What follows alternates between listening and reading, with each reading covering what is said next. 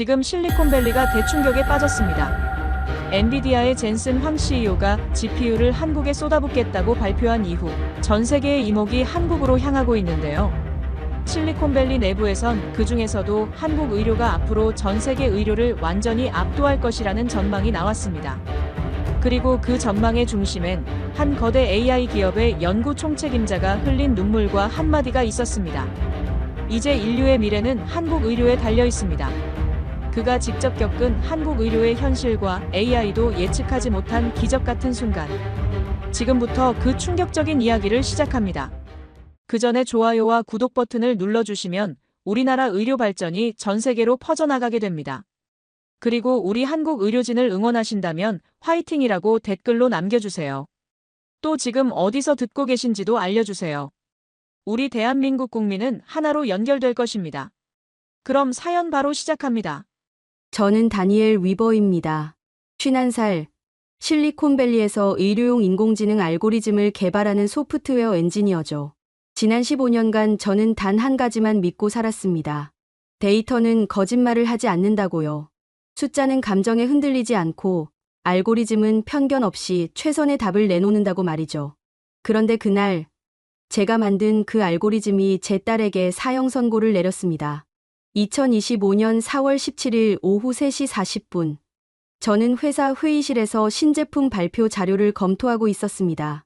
스마트폰이 울렸고 화면엔 아내 사라의 이름이 떴습니다. 평소엔 근무 시간에 전화를 거의 안 하는 사람인데 이상했죠. 전화를 받자마자 들린 건 비명이었습니다. 다니엘, 리비가 쓰러졌어. 손에서 펜이 떨어졌습니다. 심장이 멈춘 것 같았죠. 아내의 목소리는 떨리고 있었고 뒤편에선 구급차 사이렌 소리가 들렸습니다. 저는 아무 말도 못한 채 그대로 달렸습니다. 회의실 문을 박차고 나가 주차장으로 뛰어내려갔죠. 차 키를 찾는 손이 떨려서 3번이나 떨어뜨렸습니다. 병원까지 20분, 평소엔 40분 걸리는 거리였지만 그날은 신호도, 속도 제한도 보이지 않았습니다. 응급실 입구에 도착했을 땐 신발 한 짝이 벗겨져 있었지만 그것조차 몰랐어요. 복도를 뛰어가는데 무릎이 후들거렸고 숨이 목까지 차올랐습니다. 중환자실 앞에서 아내를 봤습니다. 사라는 벽에 기댄 채 고개를 떨구고 있었어요. 눈이 퉁퉁 부어 있었고 손으로 입을 막고 있었죠. 제가 다가가자 그녀는 그대로 제 품에 안겼습니다. 온몸이 떨리고 있었어요. 우리 리비가 말을 잇지 못했습니다. 저는 아내의 등을 쓰다듬으며 중환자실 문을 바라봤습니다. 유리 너머로 하얀 침대가 보였고 그 위에 작은 몸이 누워 있었죠. 14살 된 제 딸 리비였습니다. 1시간 뒤 담당 의사가 나왔습니다. 50대 초반쯤 되어 보이는 남자 의사였는데 얼굴엔 피곤함과 무언가 말하기 어려운 표정이 섞여 있었습니다. 그는 우리를 상담실로 안내했고 책상 위에 MRI 사진 여러 장을 펼쳐 놓았습니다. 따님은 급성 뇌혈관 기형 AVM으로 진단됩니다. 뇌 속 혈관이 비정상적으로 얽혀 있는 상태죠. 그게 오늘 파열됐습니다. 저는 그 사진을 뚫어지게 봤습니다. 뇌 한가운데 검붉게 얽힌 혈관 덩어리가 보였어요. 마치 거미줄처럼 복잡하게 얽혀 있었고 그 주변으로 출혈이 퍼져 있었습니다. 손끝이 차가워졌죠. 수술이 가능합니까? 제 목소리는 떨리고 있었습니다. 의사는 한참을 말없이 사진만 바라보다가 고개를 저었습니다. 솔직히 말씀드리겠습니다. 이 크기의 AVM은 수술 자체가 매우 위험합니다. 성공 확률보다 사망 확률이 더 높아요. 저희 병원 신경외과 팀이 검토했지만 수술을 권하지 않습니다. 그럼 리비는 어떻게 되는 겁니까? 아내가 떨리는 목소리로 물었습니다. 의사는 시선을 피했어요. 최선을 다해 약물로 관리하겠습니다. 하지만 재출혈 가능성이 높고 그때는 더 이상 말을 잇지 못했습니다. 그 침묵이 모든 걸 설명했죠. 저는 그 자리에서 무너졌습니다. 아내는 제 옆에서 흐느끼고 있었고 저는 고개를 들 수 없었습니다. 그날 밤 저는 집에 돌아가지 못했습니다. 병원 복도 의자에 앉아 밤을 지새웠죠. 새벽 4시쯤 저는 노트북을 꺼냈습니다. 제가 개발했던 의료용 인공지능 시스템에 접속했어요. 그리고 리비의 MRI 이미지와 진단 데이터를 입력했습니다. 알고리즘이 돌아가는 동안 심장이 쿵쾅거렸습니다. 화면엔 분석 진행률이 표시됐고 2분 30초 뒤 결과가 나왔습니다. 치료 권장도 12%, 생존 가능성 18%, 수술 성공률 9%, 결론은 적극적 치료 비권장. 손이 떨렸습니다. 노트북 화면이 흐려졌어요. 제가 만든 알고리즘이, 제가 15년간 믿어온 그 시스템이 제 딸을 포기하라고 말하고 있었습니다. 숫자는 명확했어요. 9%. 그건 희망이 아니라 통계적 오차 범위였죠. 저는 노트북을 덮었습니다. 고개를 떨구고 두 손으로 얼굴을 감쬐습니다. 눈물이 흘러내렸지만 닦을 힘도 없었어요. 다음 날 아침, 보험회사에서 연락이 왔습니다. 상담원은 정중하지만 단호한 목소리로 말했습니다. 위버 씨, 따님의 치료권에 대해 검토했습니다. 저희 인공지능 심사 시스템 분석 결과 해당 수술은 의학적 효용성이 낮다고 판단됩니다. 따라서 수술 비용은 보장 범위에서 제외됩니다. 뭐라고요? 제 목소리가 떨렸습니다.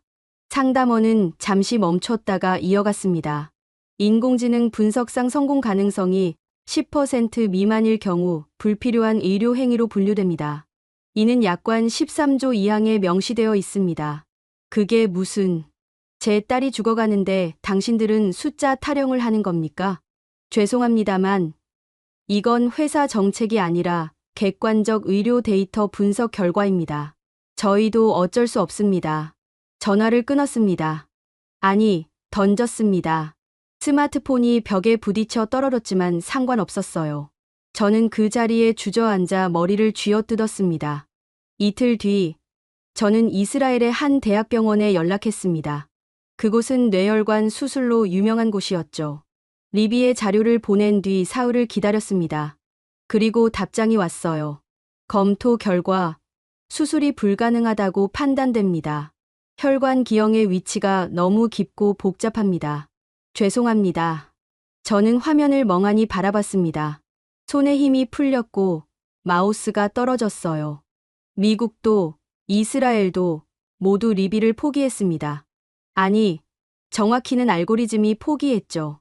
그날 밤, 저는 리비의 병실로 들어갔습니다. 딸은 여전히 의식이 없었어요. 인공호흡기가 규칙적으로 숨을 불어넣고 있었고, 모니터에선 심장 박동 소리가 들렸습니다. 저는 리비의 손을 잡았습니다. 차갑고 작은 손이었죠. 리비야. 아빠가 미안해. 목이 메였습니다. 눈물이 딸의 손등에 떨어졌어요.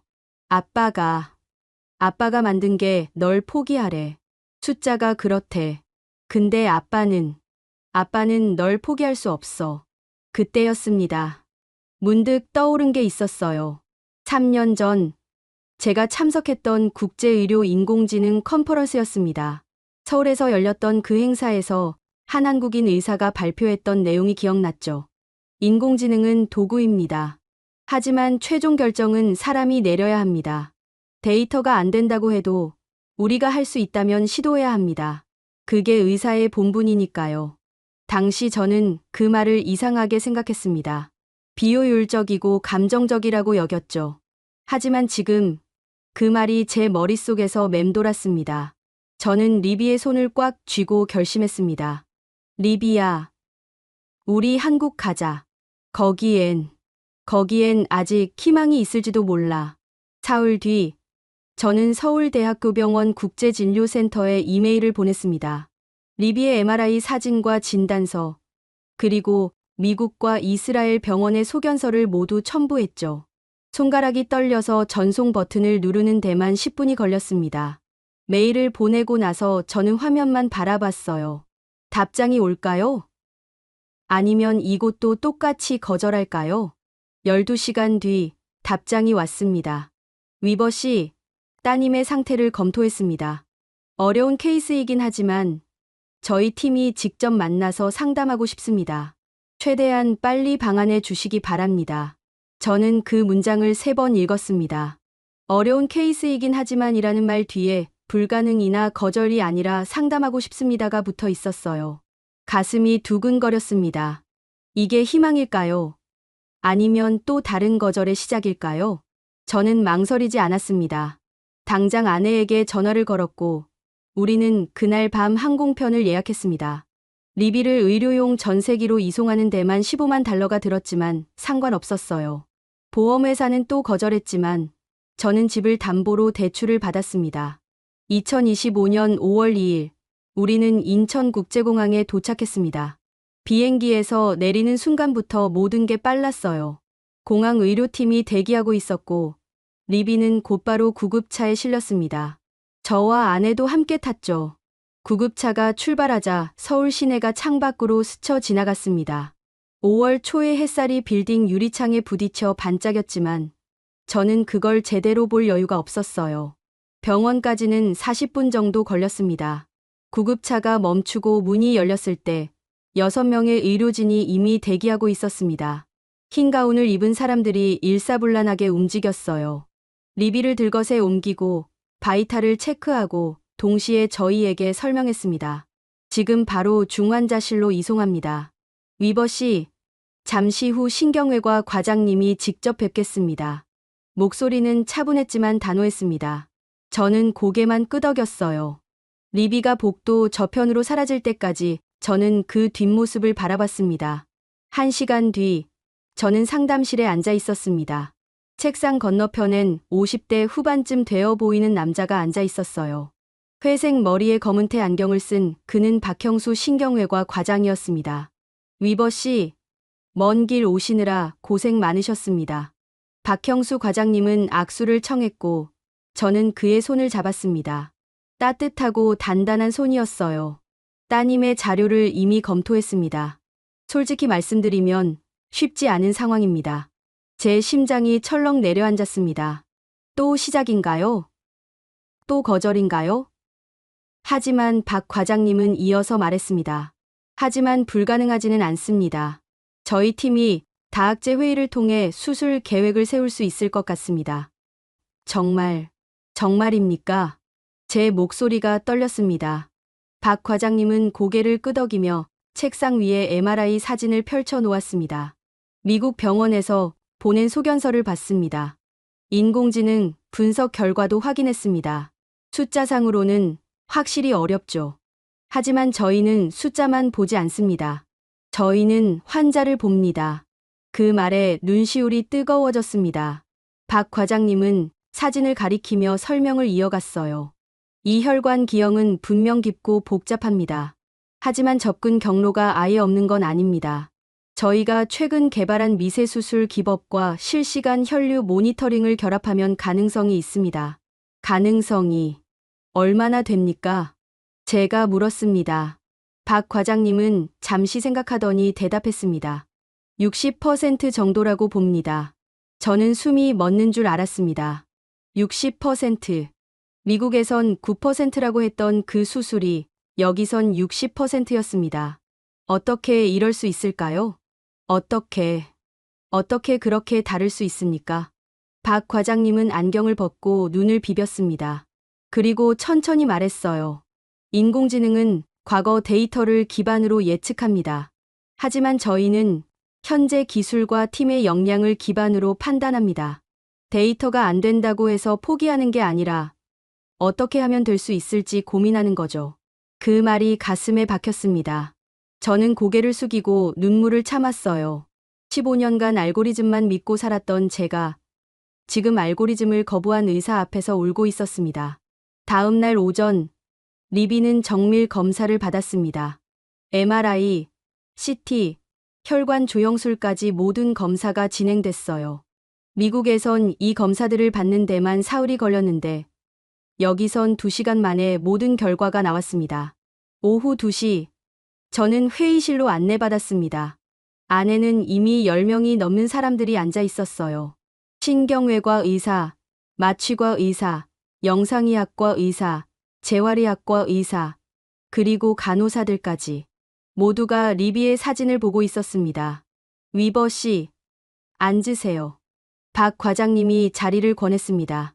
저는 떨리는 다리로 의자에 앉았어요. 박 과장님은 스크린을 가리키며 설명을 시작했습니다.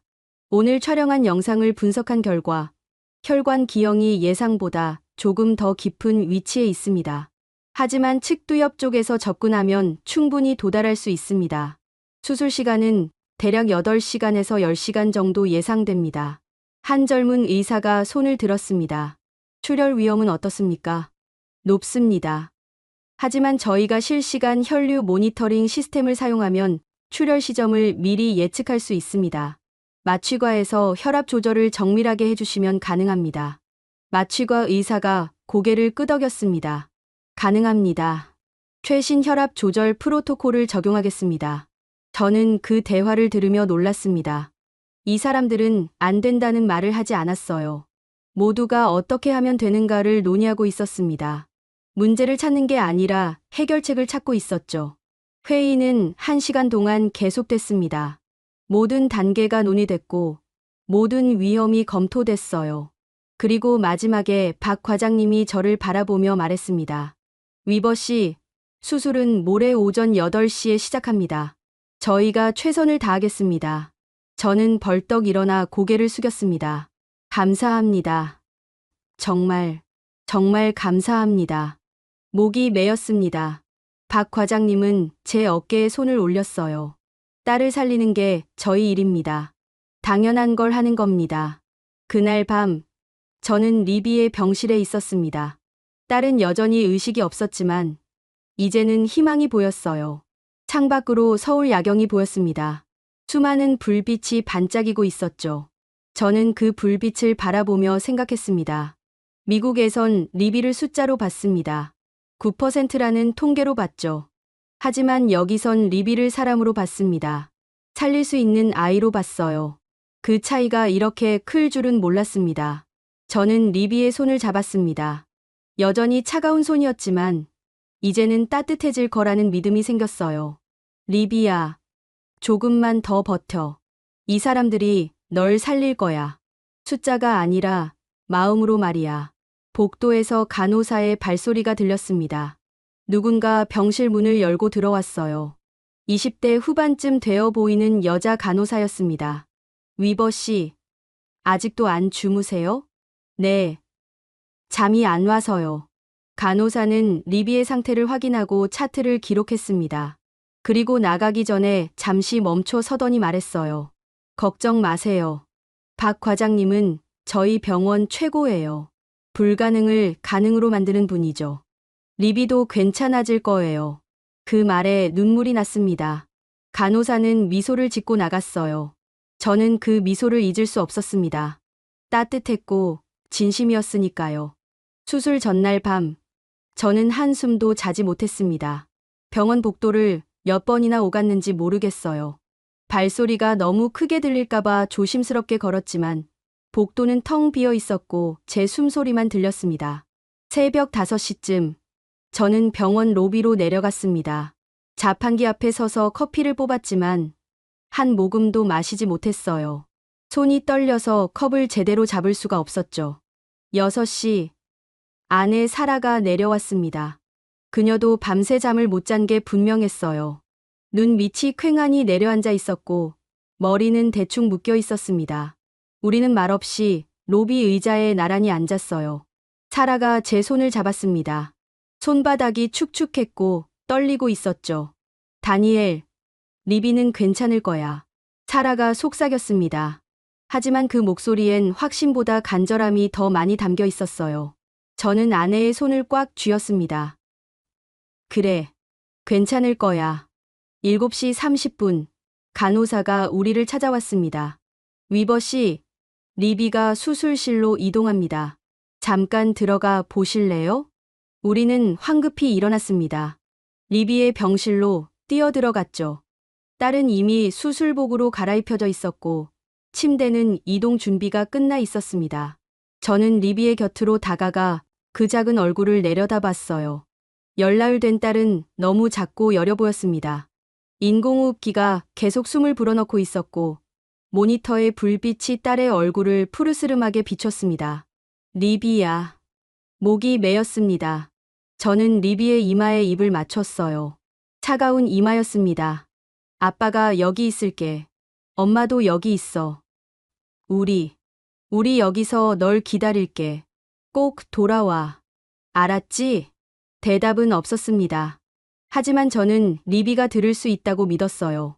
사라도 리비의 손을 잡고 눈물을 흘렸습니다. 엄마도 사랑해, 리비.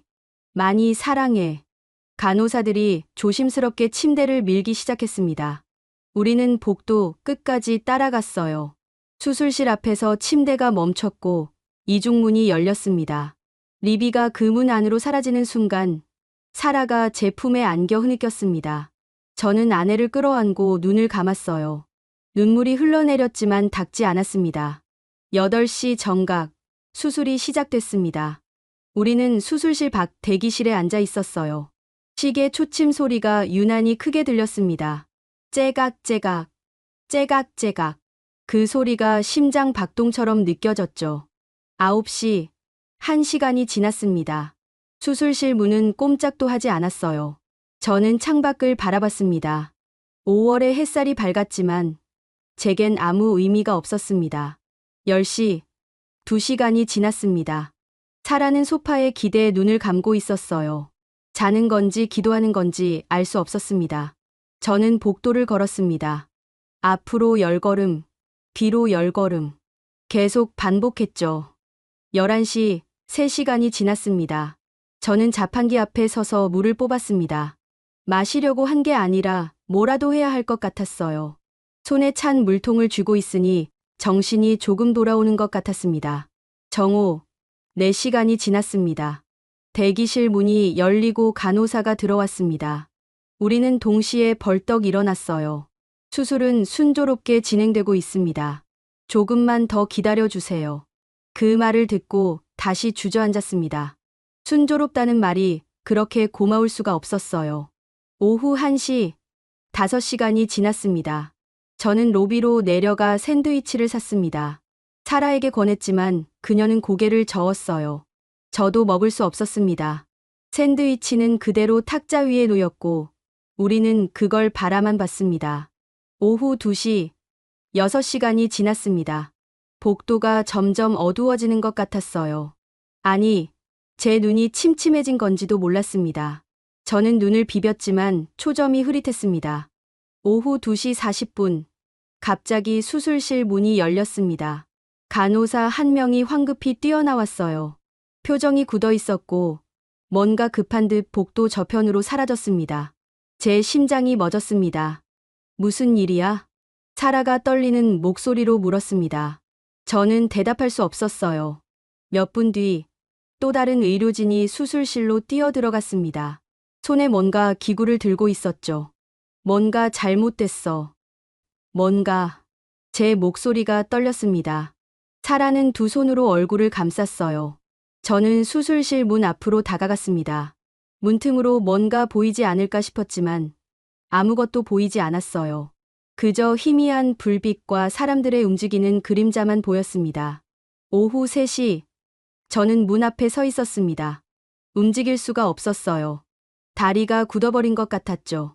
사라가 제 팔을 잡았습니다. 다니엘, 앉아. 제발. 하지만 저는 고개를 저었습니다.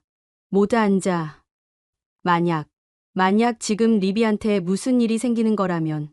말을 잇지 못했습니다. 사라가 제 손을 잡아 끌었고 저는 그제야 휘청거리며 의자에 앉았습니다. 오후 4시, 7시간이 지났습니다. 수술실 문이 다시 열렸습니다. 이번엔 박형수 과장님이 나왔어요.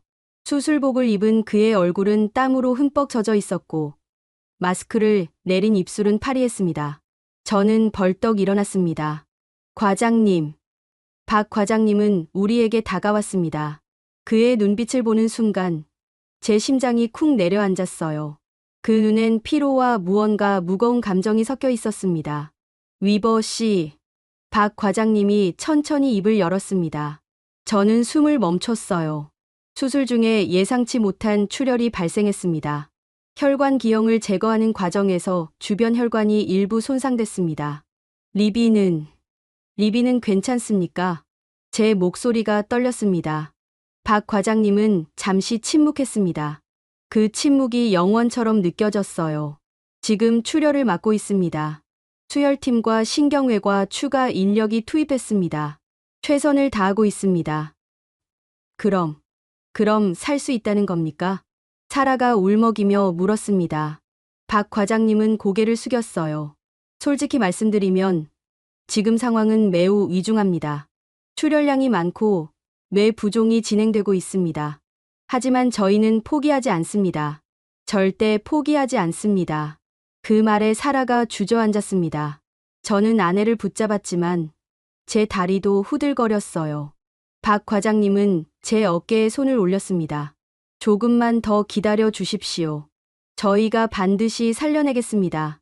박 과장님은 다시 수술실로 들어갔습니다. 문이 닫히는 소리가 쿵 울렸고 저는 그 자리에 무너졌습니다. 사라는 제 곁에서 흐느끼고 있었고 저는 두 손으로 머리를 감쌌어요.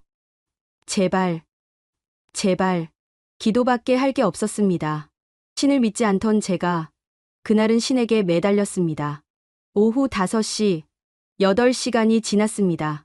복도는 어두워졌고 형광등 불빛만 차갑게 빛나고 있었습니다. 저는 창밖을 바라봤어요. 서울 시내에 불이 하나둘 켜지고 있었습니다. 사람들은 퇴근하고 집에 가고 저녁을 먹을 시간이었죠. 하지만 저는 그 어떤 것도 할 수 없었습니다. 그저 이 복도에서, 이 의자에서 리비를 기다릴 수밖에 없었어요. 오후 5시 30분, 수술실 문이 열렸습니다. 이번엔 간호사 여러 명이 나왔고 그들의 표정은 여전히 굳어 있었습니다. 제 심장이 미친 듯이 뛰었어요. 리비는 간호사 한 명이 다가왔습니다. 30대 초반쯤 되어 보이는 여자였는데 눈가가 붉어져 있었어요. 아직 수술이 진행 중입니다. 출혈은 멈췄지만 지금은 뇌부종을 관리하고 있습니다. 조금만 더 기다려 주세요. 출혈은 멈췄다. 그 말이 귀에 꽂혔습니다. 저는 고개를 끄덕였어요. 감사합니다. 정말 감사합니다. 간호사는 잠시 망설이더니 제 손을 잡았습니다. 리비는 강한 아이예요. 저희가 봤어요. 지금도 싸우고 있어요. 조금만 더 힘내세요. 그 따뜻한 손길에 눈물이 쏟아졌습니다. 간호사는 제 손을 한 번 더 꽉 쥐고 수술실로 돌아갔어요. 오후 6시, 10시간이 지났습니다. 저는 여전히 대기실 의자에 앉아 있었습니다. 사라는 제 어깨에 기대 잠들어 있었어요. 아니, 기절한 것처럼 보였습니다. 저는 아내의 머리를 쓰다듬었습니다. 그때였습니다. 수술실 문이 열리고 박형수 과장님이 나왔습니다. 이번엔 마스크를 완전히 벗고 있었어요. 저는 벌떡 일어났습니다. 사라도 깼고 우리는 박 과장님을 바라봤습니다. 박 과장님은 천천히 다가왔습니다. 그리고 고개를 끄덕였어요. 수술 끝났습니다. 박형수 과장님의 그 말을 듣는 순간 저는 무릎이 꺾였습니다. 사라가 제 팔을 붙잡지 않았다면 그대로 쓰러졌을 거예요. 아내도 울고 있었고 저도 울고 있었습니다. 박 과장님은 우리 앞에 천천히 앉았어요. 그의 얼굴엔 깊은 피로가 새겨져 있었지만 눈빛만큼은 단단했습니다. 혈관 기형은 완전히 제거했습니다. 하지만 박 과장님이 말을 멈췄습니다. 그 침묵에 제 심장이 또다시 철렁 내려앉았어요. 하지만요? 박 과장님은 천천히 숨을 내쉬었습니다. 출혈로 인한 뇌 손상이 있습니다. 지금은 중환자실에서 집중 치료를 받고 있고 의식이 돌아올지는 아직 확신할 수 없습니다. 의식이 돌아오지 않을 수도 있다는 말씀입니까? 제 목소리가 떨렸습니다. 박 과장님은 고개를 저었어요. 아니요. 포기한다는 뜻이 아닙니다. 다만 시간이 필요합니다. 리비의 뇌가 스스로 회복할 시간이요. 저희는 그 시간 동안 최선을 다해 지켜보겠습니다. 얼마나 기다려야 합니까? 사라가 떨리는 목소리로 물었습니다. 박 과장님은 잠시 생각하더니 대답했어요. 보통은 2, 3일 안에 반응이 나타납니다. 하지만 길어질 수도 있습니다. 일주일 혹은 그 이상. 더 이상 말을 잇지 못했습니다. 저는 고개를 떨구고 두 손으로 얼굴을 감쌌어요. 수술은 끝났지만 끝난 게 아니었습니다. 리비는 여전히 싸우고 있었고 우리는 여전히 기다려야 했습니다. 지금 리비를 볼 수 있습니까? 제가 물었습니다. 박 과장님은 고개를 끄덕였어요. 잠깐이라면 가능합니다. 중환자실로 안내해 드리겠습니다. 우리는 박 과장님을 따라 복도를 걸었습니다. 다리가 후들거렸지만 계속 걸었어요. 중환자실 앞에서 멈췄을 때 간호사가 우리에게 가운과 마스크를 건넸습니다. 손이 떨려서 제대로 입지도 못했죠. 사라가 제 가운끈을 묶어줬습니다. 문이 열렸습니다. 중환자실은 조용했어요. 기계음만 규칙적으로 들렸습니다. 삐, 삐, 삐. 심장 박동 소리였습니다. 저는 천천히 안으로 들어갔어요. 침대 위에 리비가 누워 있었습니다. 머리는 붕대로 감겨 있었고 얼굴은 창백했습니다. 온몸에 튜브가 연결되어 있었고 기계가 숨을 불어넣고 있었어요. 제 발이 멈췄습니다. 한 걸음도 더 다가갈 수 없었죠. 사라가 먼저 리비의 곁으로 갔습니다. 그녀는 리비의 손을 잡고 흐느꼈어요. 리비야. 엄마 왔어. 엄마 여기 있어. 저는 그 모습을 보며 눈물을 흘렸습니다. 그리고 천천히 리비의 다른 쪽으로 다가갔어요. 리비의 작은 손을 잡았습니다. 차갑고 축축했습니다. 리비야, 아빠야. 수술 잘 끝났어. 이제 일어나기만 하면 돼. 천천히, 내 속도로 일어나면 돼. 대답은 없었습니다. 모니터만 규칙적으로 신호를 보내고 있었어요. 저는 리비의 손을 이마에 대고 눈을 감았습니다. 그날 밤, 저는 중환자실 박 보호자 대기실에서 밤을 지새웠습니다. 딱딱한 의자에 앉아 눈을 감았지만 잠이 오지 않았어요. 새벽 3시쯤 누군가 제 어깨를 두드렸습니다. 간호사였습니다. 위버 씨, 리비 상태는 안정적입니다. 조금 주무세요. 잠이 안 와요. 간호사는 잠시 망설이더니 제 옆에 앉았습니다. 걱정되시죠? 당연해요. 하지만 위버 씨도 쉬셔야 합니다. 리비가 깨어나면 아빠가 필요할 테니까요. 그 말에 고개를 끄덕였습니다. 간호사는 일어서며 말했어요. 저희가 리비를 잘 지킬게요. 믿으세요. 간호사가 가고 저는 다시 홀로 남았습니다. 창밖으론 새벽 서울이 보였어요. 아직 어두웠지만 곳곳에 불빛이 켜져 있었습니다. 누군가는 일하고 누군가는 깨어 있고 누군가는 저처럼 기다리고 있겠죠. 이틀이 지났습니다. 리비는 여전히 깨어나지 않았어요. 저는 하루 3번씩 중환자실에 들어가 리비를 봤습니다. 매번 같은 모습이었습니다. 창백한 얼굴, 감긴 눈, 차가운 손. 아무런 변화가 없었어요. 사흘째 되는 날, 제 휴대폰이 울렸습니다. 미국에서 온 전화였어요. 회사 동료 제프였습니다. 저는 복도로 나가 전화를 받았습니다. 다니엘, 자네 지금 뭐 하는 건가? 제프의 목소리는 날카로웠습니다. 리비 수술이 끝났어. 지금 회복 중이야. 회복. 자네 딸은 이미 끝났네. 인공지능 분석이 맞았잖아. 자네가 고집 부려서 시간만 낭비한 거야. 제 손에 힘이 들어갔습니다. 뭐라고? 사실대로 말하는 거야. 회사에선 자네가 프로젝트에 복귀하길 기다리고 있네. 이제 그만 돌아오게. 자네 딸은 어차피. 전화를 끊었습니다. 아니, 던졌습니다. 휴대폰이 바닥에 떨어져 튕겼지만 신경 쓰지 않았어요. 제 손은 떨리고 있었고 숨이 가빠졌습니다. 어차피 뭐, 어차피 죽는다고, 어차피 소용없다고. 복도에 제 목소리만 울렸습니다. 저는 벽에 기대 주저앉았어요. 머리를 쥐어뜯고 싶었습니다. 그때였습니다. 누군가 제 옆에 앉았어요. 고개를 들어보니 박형수 과장님이었습니다. 그는 말없이 제 옆에 앉아 있었죠. 과장님, 들었습니다. 미국에서 복귀하라는 연락이 왔다고요. 저는 고개를 끄덕였습니다. 박 과장님은 천천히 말했어요. 위버 씨, 제가 의사 생활 30년 하면서 배운 게 있습니다. 숫자는 확률일 뿐이에요. 사람은 숫자가 아닙니다. 하지만 리비는 아직 깨어나지 않았죠.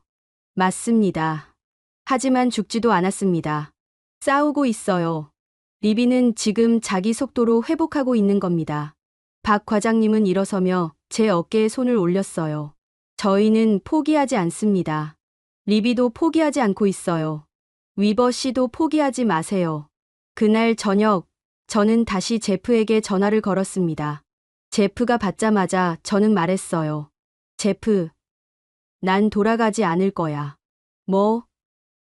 자네 지금 정신이. 내 딸은 숫자가 아니야. 9%든 60%든 그게 중요한 게 아니야. 리비는 지금 살아있어. 싸우고 있어. 그걸 끝까지 지켜보는 게 아빠로서 내가 할 일이야. 다니엘, 자네 경력은 나중 일이야. 지금은 리비가 먼저야. 전화를 끊었습니다. 이번엔 던지지 않았어요. 조용히 주머니에 넣었습니다. 가슴이 답답했지만 동시에 뭔가 후련했습니다. 나흘째 되는 날 밤, 저는 또 중환자실 밖에 앉아 있었습니다. 자정이 넘었고 복도는 텅 비어 있었어요. 간호사 한 명이 수뇌를 돌며 지나갔고 저는 그 뒷모습을 바라봤습니다. 새벽 2시쯤 중환자실 문이 열렸습니다. 간호사가 급히 나왔어요. 저는 벌떡 일어났습니다. 리비가, 위버 씨, 리비한테 반응이 있어요. 심장이 멎는 줄 알았습니다. 저는 간호사를 따라 중환자실로 뛰어들어갔어요. 리비의 침대 옆엔 이미 당직 의사가 서 있었습니다. 그는 리비의 손을 잡고 있었죠. 리비, 들리니? 손가락을 움직여봐. 저는 숨을 멈췄습니다. 리비의 손가락이 미세하게 떨렸어요. 정말 미세하게, 거의 보이지 않을 정도로. 하지만 분명히 움직였습니다. 리비야. 제 목소리가 떨렸습니다. 의사는 저를 보며 고개를 끄덕였어요. 반응이 있습니다. 아직 의식은 없지만 뇌가 회복되고 있다는 신호입니다. 저는 리비의 곁으로 다가가 그 작은 손을 잡았습니다. 여전히 차가웠지만 조금 전과는 달랐어요. 살아있었습니다. 싸우고 있었습니다. 리비야. 아빠 목소리 들려? 조금씩 돌아오렴. 천천히 해도 돼. 아빠는 여기 있을게. 손가락이 다시 떨렸습니다. 이번엔 조금 더 확실하게. 저는 눈물을 흘렸어요. 간호사도 옆에서 미소를 짓고 있었습니다. 잘하고 있어요, 리비. 정말 잘하고 있어요. 그날 새벽, 저는 처음으로 웃었습니다. 사흘 만에 처음이었어요. 복도로 나와 사라에게 전화를 걸었습니다. 여보, 리비가 움직였어. 손가락을 움직였어. 전화기 너머로 사라의 흐느끼는 소리가 들렸습니다. 저도 울고 있었어요. 하지만 이번엔 기쁨의 눈물이었습니다. 그날 이후 리비의 상태는 조금씩 나아졌습니다. 손가락 움직임은 점점 분명해졌고 이틀 뒤엔 팔 전체가 미세하게 반응했어요. 의료진은 매일 리비를 검사했고 저는 그 결과를 기다리며 복도를 오갔습니다. 매번 좋은 소식이었어요. 뇌 부종이 줄어들고 있다고, 신경 반응이 회복되고 있다고, 생명 징후가 안정적이라고. 하지만 리비는 여전히 눈을 뜨지 않았습니다. 수술 후 6일째 되는 날, 박형수 과장님이 저를 찾아왔습니다. 그는 손에 차트를 들고 있었어요. 위버 씨, 리비의 뇌파 검사 결과가 나왔습니다. 의식이 돌아올 징조가 보입니다. 빠르면 오늘, 늦어도 2, 3일 안에 깨어날 거예요. 제 심장이 뛰었습니다. 정말입니까? 네. 리비는 정말 강한 아이입니다. 기적을 만들고 있어요. 기적. 그 단어가 가슴에 박혔습니다. 저는 박 과장님에게 고개를 숙였어요. 과장님, 정말 감사합니다. 제가 뭐라 말씀드려야 할지. 아니에요. 이건 저희가 해야 할 일이었습니다. 박 과장님은 미소를 지으며 제 어깨를 두드렸습니다. 그리고 돌아서 가려다 멈춰섰어요. 위버 씨, 한 가지 말씀드릴 게 있습니다. 네. 리비가 깨어나면 처음엔 혼란스러워할 겁니다. 어디 있는지, 무슨 일이 있었는지 모를 거예요. 그때 위버 씨가 곁에 있어 주세요. 아빠 목소리가 필요할 겁니다. 저는 고개를 끄덕였습니다. 박 과장님은 복도 저편으로 사라졌고 저는 중환자실 문 앞에 섰습니다. 유리 너머로 리비가 보였어요. 여전히 조용히 누워 있었지만 이제는 다르게 보였습니다. 곧 깨어날 아이처럼 보였죠. 그날 오후 저는 리비의 곁에 앉아 있었습니다. 사라도 함께였어요.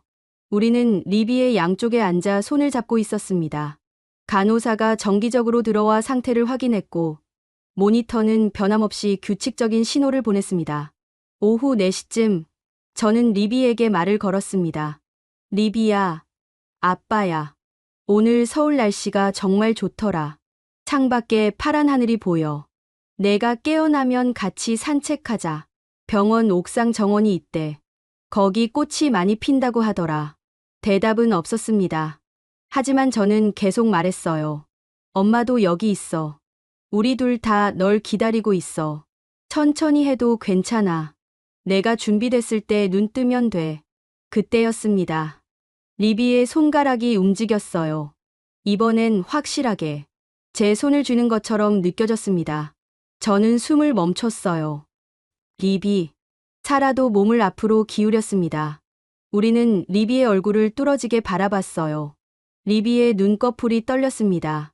미세하게, 하지만 분명하게. 리비야.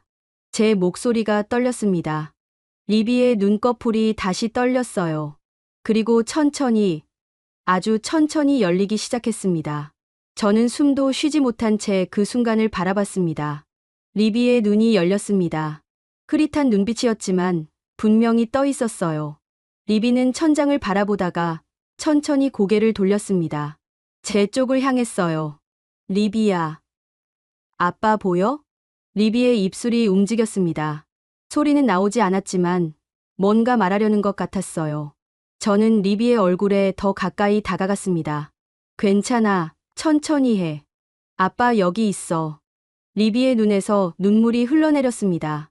저는 그 눈물을 닦아주며 울었어요. 사라도 리비의 손을 잡고 흐느끼고 있었습니다. 리비야, 사랑해. 정말 사랑해. 리비의 입술이 다시 움직였습니다. 이번엔 소리가 났어요. 아주 작고 떨리는 목소리였지만 분명히 들렸습니다. 아, 빠. 그 한마디에 저는 무너졌습니다. 리비의 손을 잡고 울었어요. 얼마나 울었는지 모르겠습니다. 간호사가 들어왔고 의사가 왔고 사람들이 리비를 검사했지만 저는 그저 울기만 했습니다. 잘했어, 리비야. 정말 잘했어. 사라가 리비의 이마에 입을 맞추며 속삭였습니다. 리비는 희미하게 미소를 지었어요. 그 미소를 보는 순간 제 가슴이 터질 것 같았습니다. 1시간 뒤 박형수 과장님이 중환자실에 들어왔습니다. 그는 리비를 보더니 환하게 웃었어요. 리비, 돌아왔구나. 잘했어. 리비는 박 과장님을 바라봤습니다. 눈빛이 여전히 흐릿했지만 초점이 맞춰지고 있었어요. 괜찮아질 거야. 이제 시작이야. 박 과장님은 저를 바라보며 고개를 끄덕였습니다. 저도 고개를 끄덕이며 감사의 마음을 전했어요. 그날 밤, 리비는 다시 잠들었습니다. 하지만 이번엔 달랐어요. 의식이 있는 잠이었습니다. 간호사가 설명했죠. 뇌가 회복하려면 충분한 휴식이 필요하다고. 저는 리비의 곁을 지키며 그 잠든 얼굴을 바라봤습니다. 다음 날 아침, 리비는 다시 눈을 떴습니다. 이번엔 좀 더 선명한 눈빛이었어요. 저를 보자마자 리비가 말했습니다. 아빠, 여기, 어디야? 서울이야, 리비. 한국 병원이야. 리비는 천천히 주위를 둘러봤습니다. 그리고 다시 저를 바라봤어요. 아팠어? 제 목이 메였습니다. 응, 많이 아팠어. 근데 이제 괜찮아. 다 나았어. 리비는 고개를 끄덕였습니다. 그리고 작은 목소리로 물었어요. 배고파. 그 말에 저는 웃음이 터졌습니다. 사라도 웃었어요. 간호사도 미소를 지었습니다. 배고프다는 말이 그렇게 기쁠 수가 없었어요. 알았어. 곧 먹을 수 있을 거야. 간호사가 나가서 의사를 불렀고 의사는 리비를 검사한 뒤 유동식을 허락했습니다. 1시간 뒤 간호사가 미음을 가져왔어요. 저는 리비의 침대를 조금 올려주고 숟가락으로 미음을 떠서 입에 넣어줬습니다. 리비는 천천히 삼켰어요. 그리고 다시 한 숟가락, 또 한 숟가락. 저는 조심스럽게 떠먹이며 리비의 얼굴을 바라봤습니다. 리비가 먹는 모습이 그렇게 아름다울 수가 없었어요. 맛있어? 리비는 고개를 끄덕였습니다. 그리고 작게 말했어요. 아빠가 주는 게 제일 맛있어. 그 말에 또 눈물이 났습니다. 저는 고개를 돌려 눈물을 닦았어요. 리비가 물었습니다. 아빠 왜 울어? 기뻐서. 리비가 깨어나서 너무 기뻐서 그래. 리비는 희미하게 미소를 지었습니다. 그리고 눈을 감았어요. 다시 잠든 것 같았습니다. 저는 빈 그릇을 내려놓고 리비의 손을 잡았습니다. 이제는 따뜻한 손이었어요. 오후에 박형수 과장님이 다시 왔습니다. 그는 리비의 상태를 확인하고 저에게 말했어요. 내일부터 재활 치료를 시작할 겁니다. 물리치료, 언어치료, 작업치료까지요. 리비가 일상으로 돌아갈 수 있도록 도울 겁니다. 얼마나 걸릴까요? 사람마다 다릅니다. 하지만 리비는 젊고 강해요. 빠르게 회복할 거예요. 저는 고개를 끄덕였습니다. 박 과장님은 잠시 망설이다 말했어요. 위버 씨, 리비를 살린 건 저희만이 아닙니다. 위버 씨도 함께 싸웠어요. 포기하지 않았죠. 그게 중요합니다. 그 말에 가슴이 뜨거워졌습니다. 저는 박 과장님에게 손을 내밀었고 그는 제 손을 잡았어요. 우리는 한참 그렇게 서 있었습니다. 그날 저녁 저는 병원 옥상 정원에 올라갔습니다. 5월의 저녁 바람이 불었어요. 서울 시내에 불빛이 하나둘 켜지고 있었습니다. 저는 난간에 기대 그 불빛을 바라봤어요. 미국에선 리비를 숫자로 봤습니다. 9%라는 확률로 봤죠. 하지만 여기선 리비를 사람으로 봤어요. 살릴 수 있는 아이로 봤습니다. 그 차이가 리비를 살렸습니다. 제 휴대폰이 울렸습니다. 제프였어요. 저는 받지 않았습니다. 이제 그의 목소리는 듣고 싶지 않았어요. 대신 휴대폰을 꺼내 리비의 사진을 봤습니다. 병원 침대에 누워 미소 짓는 리비의 사진이었죠. 오늘 아침에 찍은 거였습니다. 리비야, 우린 해냈어. 함께 해냈어. 바람이 불었고 저는 눈을 감았습니다. 처음으로 마음이 편안했어요. 리비가 눈을 뜬 지 사흘째 되는 날, 재활 치료가 시작됐습니다. 오전 9시 재활의학과 의사 김지훈 선생님이 리비의 병실로 왔어요. 30대 중반쯤 되어 보이는 그는 환한 미소를 지으며 리비에게 인사했습니다. 안녕, 리비. 나는 김지훈이야. 앞으로 리비가 다시 걷고 뛸 수 있게 도와줄 거야. 리비는 침대에 반쯤 기대 앉아 김 선생님을 바라봤어요. 아직 말하기가 힘들었는지 고개만 끄덕였습니다. 김 선생님은 의자를 당겨 리비와 눈높이를 맞췄어요. 오늘은 간단한 검사만 할 거야. 하나도 안 아프니까 걱정 마. 검사는 30분 정도 걸렸습니다. 김 선생님은 리비의 팔다리를 움직여보고 반응을 확인했어요. 저는 옆에서 그 모습을 지켜봤습니다. 리비의 오른팔은 잘 움직였지만 왼팔은 떨렸어요. 다리도 마찬가지였습니다. 왼쪽이 약했죠. 검사가 끝나고 김 선생님은 저를 복도로 불렀습니다. 위버 씨, 리비의 좌측 신경이 수술 영향으로 약해진 상태입니다. 하지만 회복 가능합니다. 집중 재활 치료를 하면 서너 달 안에 정상 생활이 가능할 거예요. 정말입니까? 네. 리비는 젊고 뇌 가소성이 높습니다. 지금부터가 중요해요. 매일 꾸준히 치료받으면 됩니다. 저는 안도의 한숨을 내쉬었습니다. 김 선생님은 제 어깨를 두드리며 말했어요. 리비는 강한 아이예요. 금방 좋아질 겁니다. 다음 날부터 본격적인 재활이 시작됐습니다. 오전엔 물리치료, 오후엔 작업치료와 언어치료가 진행됐어요. 저는 매 시간 리비와 함께 치료실에 있었습니다. 첫 물리치료 시간, 리비는 침대에서 일어나려 했지만 왼쪽 다리에 힘이 없어 휘청거렸어요. 물리치료사가 재빨리 리비를 붙잡았습니다. 괜찮아. 천천히 하자. 오늘은 앉는 것만 해도 충분해. 리비는 입술을 깨물며 다시 시도했습니다. 한 번, 두 번, 세 번. 네 번째에 겨우 침대 끝에 앉을 수 있었어요. 땀이 이마에 맺혔고 숨이 거칠었습니다. 힘들어? 제가 물었습니다. 리비는 고개를 저었어요. 아니, 할 수 있어. 그 말에 가슴이 뭉클했습니다. 리비는 포기하지 않고 있었어요. 사흘째 되는 날, 리비는 드디어 일어섰습니다. 물리치료사가 양옆에서 붙잡고 있었지만 리비의 두 다리는 땅을 밟고 있었어요. 비록 10초도 안 됐지만 그걸로 충분했습니다. 잘했어, 리비야. 저는 박수를 쳤습니다. 리비는 힘들게 미소를 지었어요. 그리고 다시 침대에 앉았습니다. 온몸이 땀으로 젖어 있었죠. 아빠, 나 걸을 수 있을까? 당연하지. 넌 할 수 있어. 이미 하고 있잖아. 리비는 고개를 끄덕였습니다. 하지만 눈엔 불안함이 어려 있었어요. 일주일이 지났습니다. 리비는 이제 보행기를 잡고 몇 걸음씩 걸을 수 있었어요. 느렸고 휘청거렸지만 분명히 걷고 있었습니다. 저는 매번 리비의 뒤를 따라가며 응원했죠. 한 걸음 더. 리비야. 조금만 더. 리비는 이를 악물고 한 걸음씩 내디뎠습니다. 치료실 끝까지 가는데 5분이 걸렸어요. 도착했을 때 리비는 그대로 의자에 주저앉았습니다. 힘들지? 물리치료사가 물었습니다. 리비는 고개를 끄덕이며 숨을 헐떡였어요. 치료사는 수건으로 리비의 얼굴을 닦아주며 말했습니다. 리비야, 넌 정말 대단해. 보통 사람들은 이 정도까지 이주는걸요. 넌 일주일 만에 해냈어. 리비는 놀란 표정으로 치료사를 바라봤어요. 정말? 정말이야. 넌 우리 병원에서도 가장 빠르게 회복하고 있어. 그 말에 리비의 얼굴이 밝아졌습니다. 저도 웃음이 나왔어요.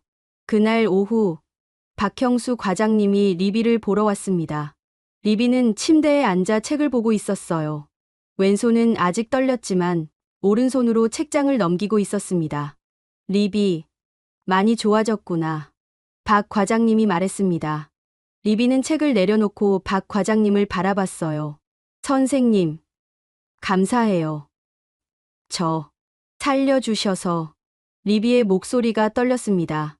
박 과장님은 리비의 머리를 쓰다듬었어요. 아니야. 내가 싸워서 이긴 거야. 선생님은 그냥 옆에서 도와줬을 뿐이야. 리비는 고개를 숙였습니다. 눈물이 뚝뚝 떨어졌어요.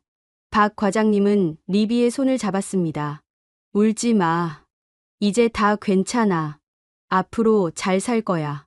그날 저녁, 저는 박형수 과장님과 병원 카페테리아에서 커피를 마셨습니다. 우리는 창가 자리에 앉아 서울 야경을 바라봤어요. 과장님, 한 가지 여쭤봐도 될까요? 그러세요. 왜 리비를 포기하지 않으셨습니까? 미국에선 모두 불가능하다고 했는데 과장님은 가능하다고 하셨습니다. 그 차이가 뭡니까? 박 과장님은 잠시 커피를 마시며 생각했습니다. 그리고 천천히 말했어요. 미국 병원이 틀렸다는 게 아닙니다. 그들도 최선을 다했을 거예요. 다만 접근 방식이 달랐던 것 같습니다. 접근 방식이요? 네. 그들은 데이터를 먼저 받고 우리는 환자를 먼저 받습니다. 데이터는 과거를 말하지만 환자는 미래를 만들어요. 리비는 숫자가 아니라 사람이었습니다. 그래서 우리는 시도할 수 있었죠. 저는 고개를 끄덕였습니다. 박 과장님은 이어서 말했어요. 인공지능은 훌륭한 도구입니다. 하지만 도구일 뿐이에요. 최종 결정은 사람이 내려야 합니다. 특히 생명이 걸린 문제에선 더욱 그렇죠. 한국 의료가 특별한 이유가 그것 때문인가요? 박 과장님은 미소를 지었습니다. 글쎄요. 특별하다기보다는 우리는 환자와 함께 싸우려고 노력합니다. 숫자가 안 된다고 해서 포기하지 않아요. 어떻게든 방법을 찾으려고 하죠. 그게 한국 의료의 정신이라고 생각합니다. 저는 창밖을 바라봤습니다. 서울의 불빛이 반짝이고 있었어요. 저 불빛 하나하나가 사람이고 그 사람들을 지키는 의사들이 있었습니다. 숫자가 아니라 마음으로 환자를 보는 의사들이요. 과장님, 저는 15년간 알고리즘만 믿고 살았습니다. 데이터가 정답이라고 생각했죠. 하지만 리비를 통해 배웠습니다. 진짜 정답은 데이터 너머에 있다는 거요. 박 과장님은 제 말을 듣고 고개를 끄덕였어요. 위버 씨도 이제 알았군요. 기술은 중요하지만 더 중요한 건 그 기술을 쓰는 사람의 마음입니다. 우리는 한참 말없이 앉아 있었습니다. 커피는 식었지만 마음은 따뜻했어요. 2주가 지났습니다. 리비는 이제 보행기 없이도 몇 걸음씩 걸을 수 있었어요. 느렸지만 혼자 힘으로 걸었습니다. 저는 리비가 복도를 걷는 모습을 보며 눈물을 흘렸죠. 아빠, 왜 또 울어? 리비가 물었습니다. 저는 고개를 저으며 웃었어요. 기뻐서. 리비가 걷는 걸 보니까 너무 기뻐서 그래. 리비는 제 손을 잡았습니다. 이제는 힘 있는 손이었어요. 아빠, 나 여기 와서 다행이야. 한국 와서 정말 다행이야. 그 말에 가슴이 벅차올랐습니다. 저도 리비의 손을 꽉 쥐었어요. 응, 나도 그래. 우리 여기 와서 정말 다행이야. 수술 후 3주째 되는 날, 리비는 드디어 일반 병실로 옮겼습니다. 중환자실을 벗어나는 순간, 리비는 복도를 둘러보며 환하게 웃었어요. 창밖으로 햇살이 쏟아져 들어왔고, 리비는 그 빛을 손으로 만지려는 듯 손을 뻗었습니다. 따뜻해. 리비가 작게 말했습니다. 저는 리비의 휠체어를 밀며 미소를 지었어요. 3주 만에 처음 보는 제대로 된 햇살이었습니다. 새 병실은 밝고 넓었어요. 창가에 놓인 침대에서는 서울 시내가 내려다 보였습니다. 리비는 침대에 누워 한참 동안 창밖을 바라봤어요. 아빠, 저기 저 건물 뭐야? 남산타워야. 서울에서 제일 유명한 곳이지. 나중에 가볼 수 있을까? 당연하지. 내가 다 나으면 같이 가자. 리비는 고개를 끄덕이며 미소를 지었습니다. 그 미소를 보니 정말 살아있다는 게 실감났어요. 그날 오후 삼성서울병원에서 재활의학과 팀이 왔습니다. 그들은 리비를 위한 특별 재활 프로그램을 제안했어요. 인공지능 기반 신경자극 치료였습니다. 이 치료는 뇌의 신경 가소성을 극대화하는 프로그램입니다. 리비의 뇌파를 실시간으로 분석하고 가장 효과적인 자극을 제공합니다. 담당 의사가 설명했습니다. 저는 화면에 나온 데이터를 바라봤어요. 복잡한 그래프와 숫자들이 보였지만 이번엔 달랐습니다. 이 숫자들은 리비를 포기하는 게 아니라 리비를 살리기 위한 거였죠. 이 치료를 받으면 회복 속도가 2배 이상 빨라질 수 있습니다. 리비가 정상 생활로 돌아가는데 큰 도움이 될 거예요. 저는 리비를 바라봤습니다. 리비도 저를 보며 고개를 끄덕였어요. 해볼게요. 다음 날부터 새로운 치료가 시작됐습니다. 리비는 머리에 센서를 착용하고 화면을 보며 게임 같은 훈련을 했어요. 화면 속 공을 생각만으로 움직이는 거였습니다. 처음엔 공이 전혀 움직이지 않았어요. 리비는 이마에 땀을 흘리며 집중했지만 화면 속 공은 제자리에 있었죠. 10분, 20분, 30분이 지나도 마찬가지였습니다. 힘들면 쉬자. 리비야. 제가 말했습니다. 하지만 리비는 고개를 저었어요. 조금만 더. 40분쯤 지났을 때 화면 속 공이 미세하게 흔들렸습니다. 리비의 눈이 커졌어요. 움직였어. 아빠, 움직였어. 저도 화면을 봤습니다. 정말로 공이 조금씩 굴러가고 있었어요. 느렸지만 분명히 움직였습니다. 잘했어. 리비야, 정말 잘했어. 리비는 환하게 웃었습니다. 그리고 다시 집중했어요. 공은 점점 더 빠르게 움직였습니다. 일주일 뒤, 리비는 게임을 완벽하게 해냈어요. 생각만으로 공을 원하는 곳으로 보낼 수 있었습니다. 담당 의사는 놀라워했죠. 리비, 정말 대단해. 보통은 한 달은 걸리는데 일주일 만에 해냈어. 리비는 수줍게 웃었습니다. 의사는 저를 바라보며 말했어요. 위버 씨, 리비의 뇌는 빠르게 회복하고 있습니다. 이 속도라면 2달 안에 정상 생활이 가능할 것 같습니다. 2달. 그 말에 가슴이 뜨거워졌습니다. 불과 한 달 전만 해도 리비가 살 수 있을지조차 불확실했는데 이제는 정상 생활을 논하고 있었어요. 그날 저녁 저는 리비와 함께 병원 옥상 정원에 올라갔습니다. 리비는 휠체어에 앉아 있었지만 표정은 밝았어요. 5월 말에 바람이 불었고 정원에 핀 꽃들이 흔들렸습니다. 예쁘다. 리비가 꽃을 바라보며 말했습니다. 저는 리비 옆에 앉아 함께 꽃을 봤어요. 리비야, 아빠가 미안해. 왜? 아빠가 만든 시스템이 널 포기하라고 했잖아. 그게 아빠 잘못이야. 리비는 고개를 저었습니다. 아빠 잘못 아니야. 기계는 몰랐던 거잖아. 내가 얼마나 살고 싶은지, 얼마나 강한지.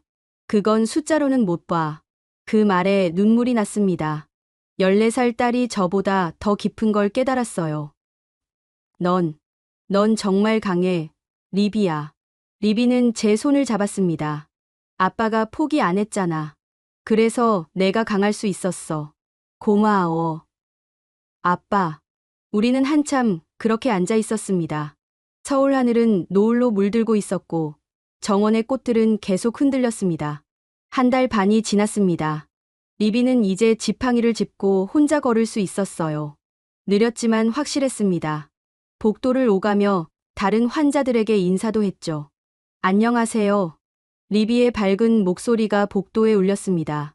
환자들도 리비를 보며 미소를 지었어요. 간호사들은 리비를 볼 때마다 머리를 쓰다듬었습니다. 우리 리비, 정말 많이 좋아졌네. 곧 퇴원하겠어. 한 간호사가 말했습니다. 리비는 고개를 끄덕이며 웃었어요. 네, 빨리 나아서 집에 가고 싶어요. 그날 오후, 박형수 과장님이 리비를 불렀습니다. 진료실에서 최종 검사 결과를 설명할 거라고 했어요. 저는 리비와 함께 진료실로 갔습니다. 박 과장님은 MRI 사진을 보여주며 설명했습니다. 리비, 봐봐. 이게 수술 전 사진이고, 이게 지금 사진이야. 뇌 부종이 완전히 사라졌어. 혈관도 정상이고. 리비는 사진을 신기한 듯 바라봤어요. 저도 두 사진을 비교했습니다.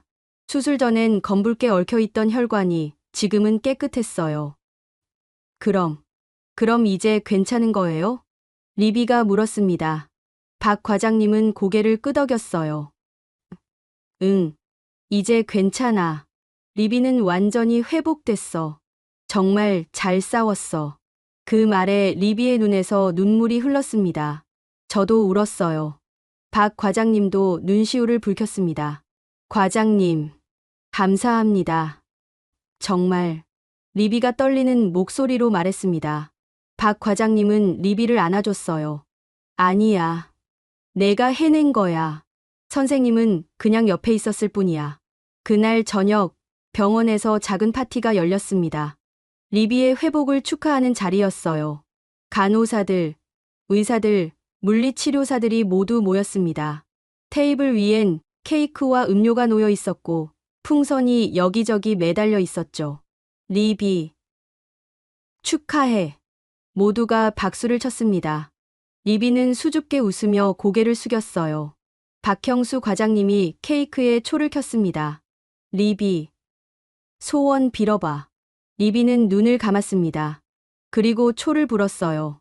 모두가 환호했습니다. 리비는 케이크를 자르며 한 명 한 명에게 돌렸습니다. 감사합니다. 정말 감사합니다. 리비가 간호사들에게 말했습니다. 간호사 한 명이 리비를 안으며 말했어요. 리비야, 넌 우리 병원의 기적이야. 정말 자랑스러워. 파티가 끝나고 리비는 제게 작은 카드를 건넸습니다. 손으로 직접 쓴 카드였어요. 표지엔 색연필로 그린 하트가 있었고 안에는 이렇게 적혀 있었습니다. 저를 포기하지 않은 나라, 감사합니다.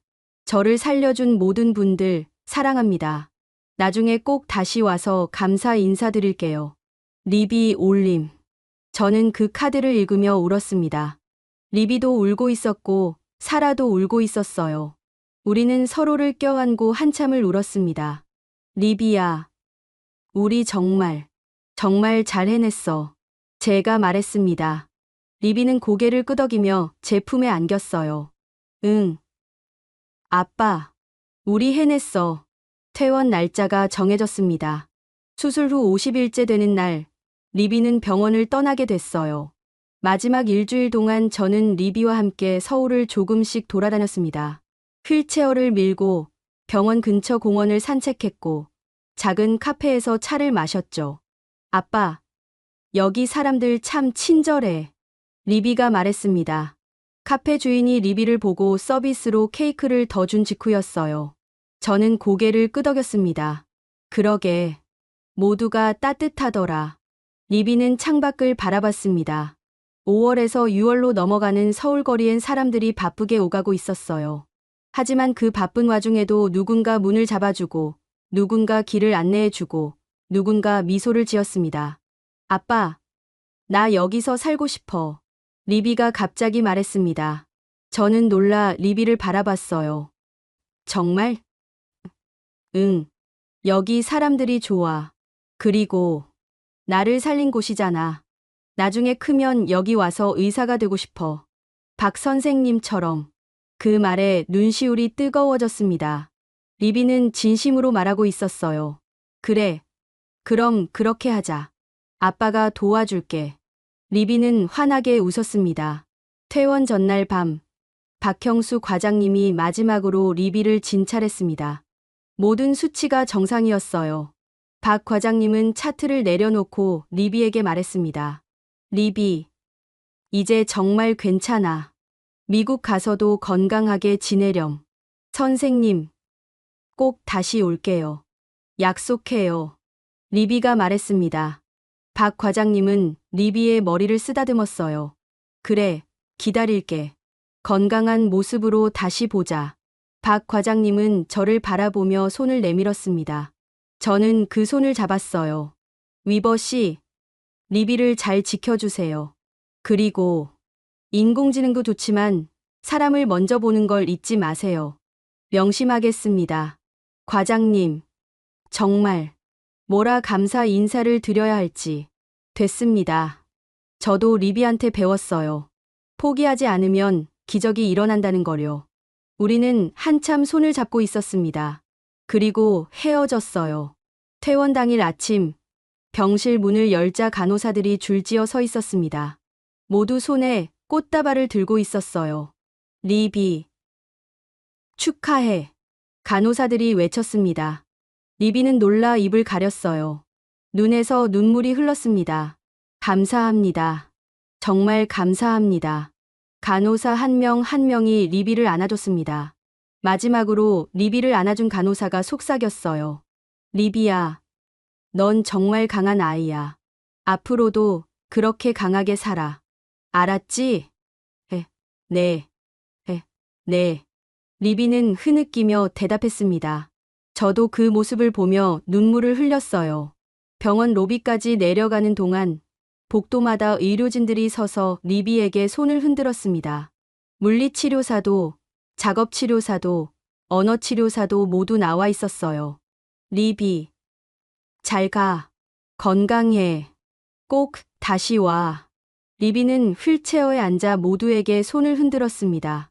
눈물이 멈추지 않았지만 얼굴엔 미소가 가득했어요. 로비에 도착했을 때 박형수 과장님이 서 있었습니다.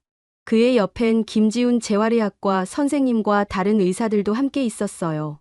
리비, 마지막 인사하자. 박 과장님이 말했습니다. 리비는 휠체어에서 일어났어요. 흔들렸지만 혼자 힘으로 섰습니다. 그리고 박 과장님에게 다가가 안겼습니다. 선생님, 사랑해요. 정말 감사해요. 박 과장님도 리비를 안으며 눈물을 흘렸습니다. 나도 사랑한다. 리비야, 건강하게 잘 살아. 우리는 병원을 나왔습니다. 택시가 대기하고 있었고 우리는 짐을 실었어요. 택시에 타기 전 저는 병원을 다시 한번 돌아봤습니다. 의료진들이 여전히 로비에서 손을 흔들고 있었어요.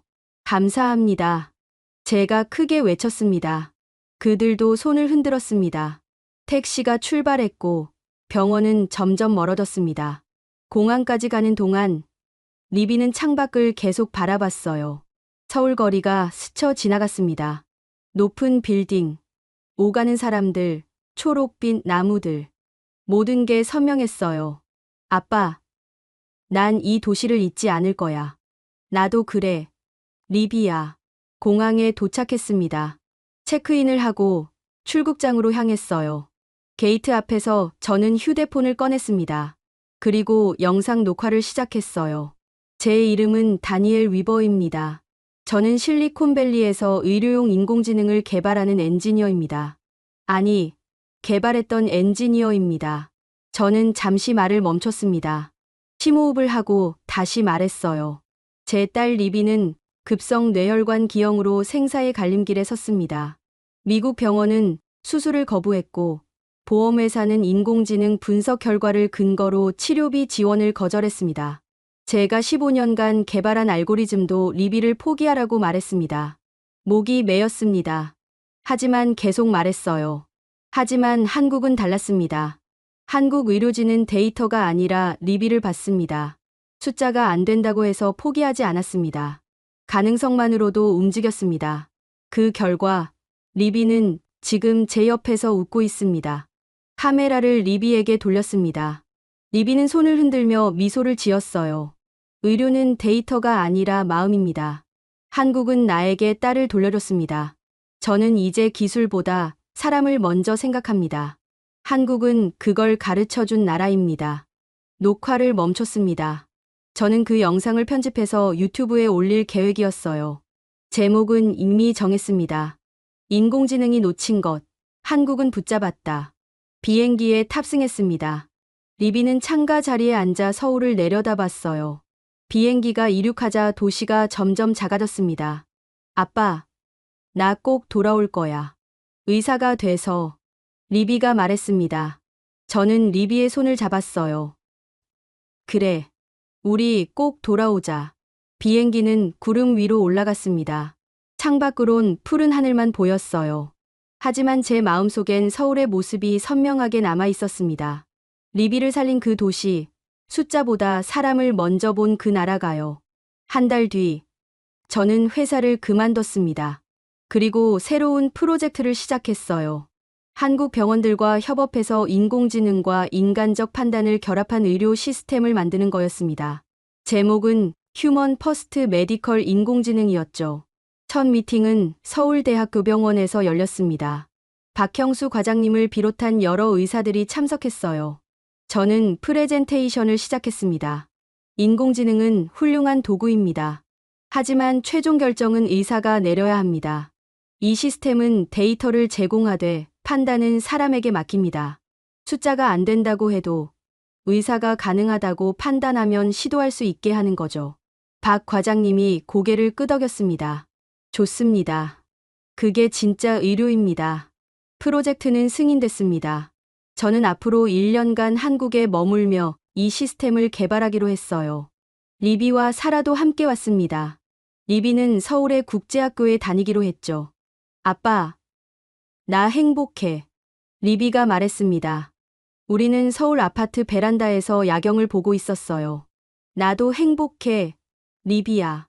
아빠, 나중에 내가 의사 되면 아빠처럼 누군가를 포기하지 않을 거야. 절대로.